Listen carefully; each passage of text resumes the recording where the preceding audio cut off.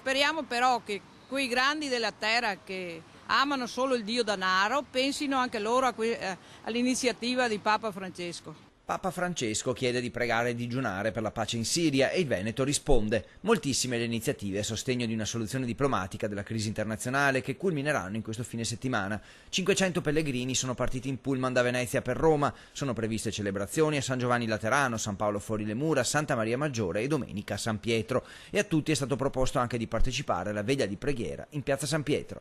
Per chi lo desidera di partecipare, se non proprio a tutta, almeno una parte della veglia che si terrà in piazza San Pietro, proprio di preghiera per la pace. Quelli che non possono perché sono troppo stanchi, eccetera, faremo nei 2 luoghi dove siamo ospitati una veglia parallela, magari più ridotta, nella cappella degli ambienti dove siamo ospitati. Pellegrinaggio anche nel Vicentino, sul santuario di Monteberico, in programma sabato, con messa alle 20:30 e veglia di preghiera fino a mezzanotte, mentre il tempio rimarrà aperto tutta la notte, un'iniziativa che coincide con la festa del patrono di Vicenza. Vicenza si prepara alla sua festa, è una grande festa di fede ed è anche una festa laica, ma soprattutto una festa di fede.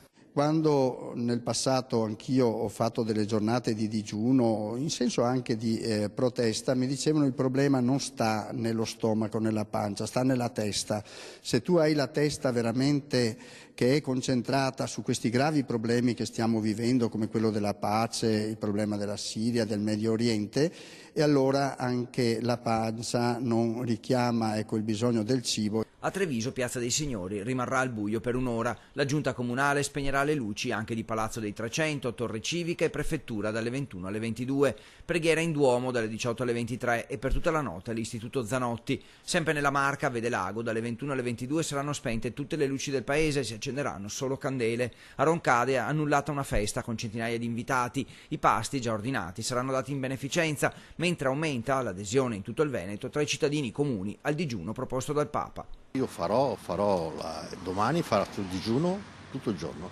Parteciperò a questa scelta del Papa e spero che lo facciano in tanti, perché è un modo giustamente di darsi da fare.